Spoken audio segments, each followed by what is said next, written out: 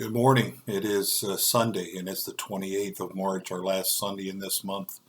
And we enter in a new week of a different angle with John Stott as he takes us through basically the church calendar with extra things unfolded for us in those events that happened during certain times in the life of Jesus. That's the series we've been in. As a matter of fact, this one's entitled This Week. This week's studies have the heading of the end. The end. And he says we've spent several weeks following the public ministry of Jesus from his baptism to his arrest and have considered some samples of his teaching as well. Last week we watched while the ordeal of suffering began. Betrayed by Judas and denied by Peter, he was also subjected to interrogation in both a Jewish and a Roman court. Now this week, before we listen to Jesus' 7 words from the cross, we need to gain an overview of his sufferings and death, beginning with the story of Barabbas and of Simon of Cyrene, and continuing with Jesus' crucifixion, death, and burial. And so the title of today's devotion on this Sunday morning, the reading comes from Mark chapter 15, 6 through 15. The title is Barabbas the Brigand. There's a word we don't hear much anymore. Let's think of a pirate, a brigand. Barabbas the Brigand, and the quote comes from Mark 15, 6. Now it was the custom of the feast to release a prisoner whom the people requested. We know nothing about Barabbas except that what we read in the Gospels, but all 4 evangelists tell his story, putting the different pieces of evidence together. It appears that he was a notorious criminal and political prisoner. He had taken part recently in an insurrection in the city and was both a robber and a murderer. In our terms, he was a terrorist who was now on death row awaiting execution. The evangelists also refer to the procurator's custom of granting a Passover amnesty to a prisoner chosen by the people. Pilate saw in this tradition a way of escape from his personal dilemma, another futile effort on Pilate's part. He suggested to the crowd that they should choose Jesus, but to his great consternation, they chose Barabbas, thus foiling his plan. The best laid plans, right? It's hard to imagine Barabbas' incredulity when his cell door was flung open and he was called out not to execution, but to freedom. He must have stumbled out dumbfounded into the bright sunshine of a spring day. He was not only released, but in a sense, redeemed. Perhaps Barabbas also felt, as we do, the anomaly of his position.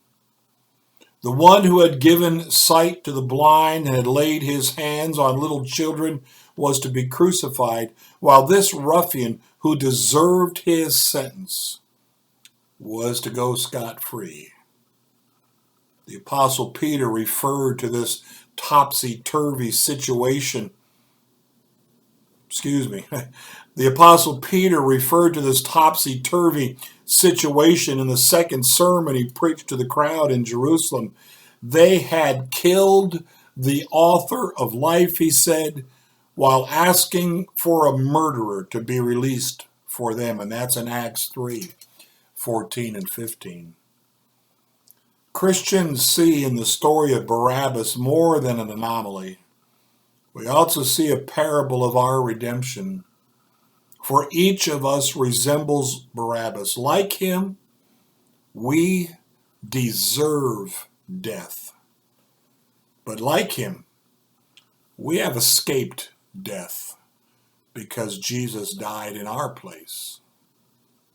If curiosity drew Barabbas to Calvary, though this is purely speculative, John Stott says, if curiosity drew Barabbas to Calvary, perhaps he watched Jesus dying and said to himself, he is dying in my place.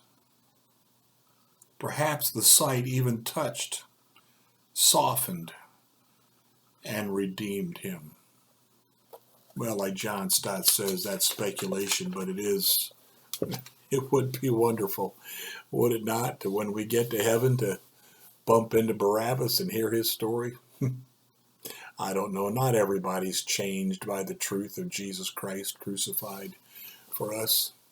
Some people know it. They've heard it all their lives. Maybe they even grew up in church and heard the stories over and over again, but maybe it never really dawned on them. Well, in my life, I've seen two kinds of people.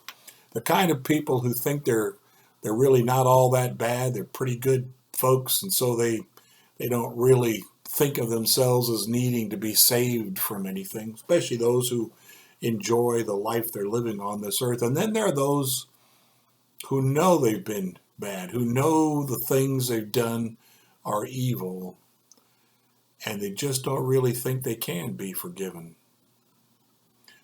Both sides need Jesus. Whether you think you're too good to need a Savior, and whether you think you're too bad to measure up and receive the gift of salvation, the reality is Jesus died for all.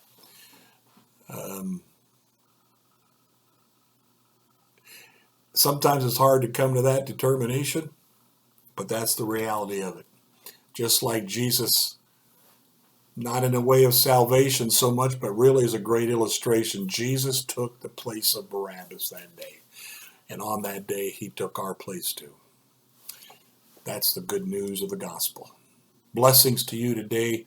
Pray you'll be able to at least take some quiet time to meditate on the things of God today on this Sunday. Blessings.